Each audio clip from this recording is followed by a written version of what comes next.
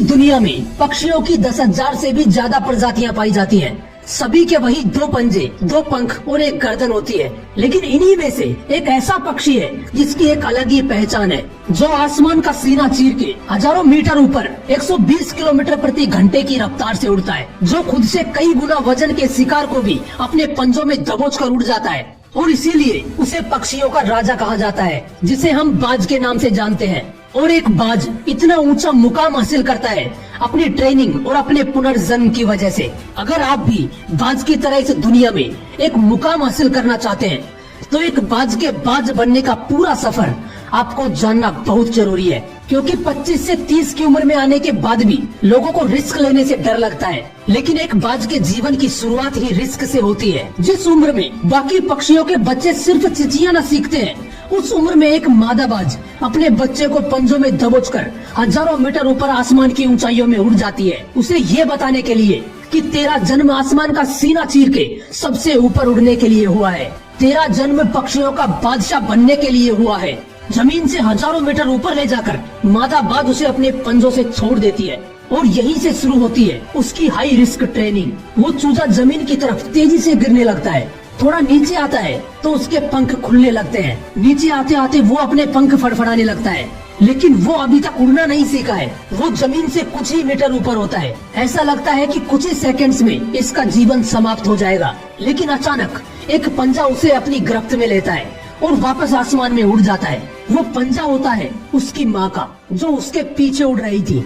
उसकी ये ट्रेनिंग तब तक चलती रहती है जब तक वो उड़ना नहीं सीख जाता। इतनी हाई रिस्क ट्रेनिंग होने के बाद इस दुनिया को एक बाज मिलता है। बारिश के वक्त जब सारे पक्षी आश्रय की तलाश करते हैं, तब यही बाज बादलों से ऊपर उड़ता है। एक बाज की उम्र लगभग 70 साल होती है। जब वह 40 साल का होता है तो एक परेशानी उसकी जिंदगी में मौत बनकर आती है, जो आपके परेशानियों की तुलना में बहुत बड़ी होती है। क्योंकि 40 साल की उम्र में बाज की चोंच इतनी मुड़ जाती है कि उसे शिकार निगलने में बहुत परेशानी होती है।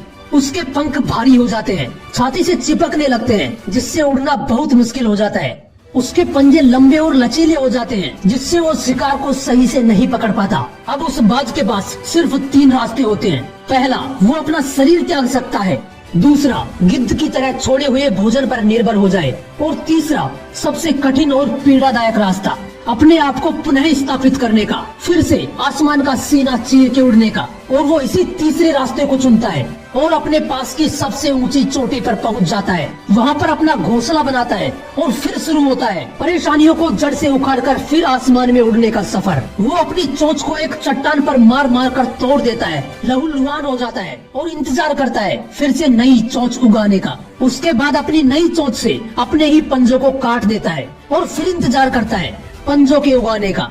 उसके बाद वो अपने एक एक पंख को अपने शरीर से अलग करता है और फिर इंतजार करता है नए पंख उगाने का। और इस प्रक्रिया में उसे समय लगता है पूरे 5 महीने का। इन 5 महीनों की कड़ी तपस्या से एक बाज का पुनर्जन्म होता है। वो फिर से तैयार हो जाता है आसमान का सीना चीर के उड़ने के लिए। जो 3 रास्ते बाज के पास थे, वही 3 रास्ते आपके पास भी होते हैं। लेकिन कुछ लोग पहले रास्ते को चुनते हैं और परेशानियों के बोझ तले दबकर सुसाइड कर लेते हैं। ज्यादातर लोग दूसरे रास्ते को चुनते हैं। वो परेशानियों का बोझ पड़ते ही अपने लक्ष्य को छोड़कर एक नॉर्मल लाइफ जीने लगते हैं। और कुछ वो लोग भी होते हैं जो इन परेशानियों को लात मारकर अपनी मेहनत के दम पर बाज की तरह आसमान की बुलंदियों को छूते हैं। दोस्तों, बाज की ये ट्रेनिंग हमें एक बहुत बड़ी सीख देती है कि अगर रिस्क लेना पड़े तो लो, लेकिन अपने फील्ड में अपने आप को इतना ट्रेन कर लो कि उस फील्ड में आपसे ऊपर उड़ने के बारे में सोचकर ही लोगों के पसीने छूट जाएं। तभी आप अपने फील्ड के बादशाह कहलाओगे। Sachin Tendulkar, MS Dhoni, Cristiano Ronaldo ऐसे ही नहीं बन गए।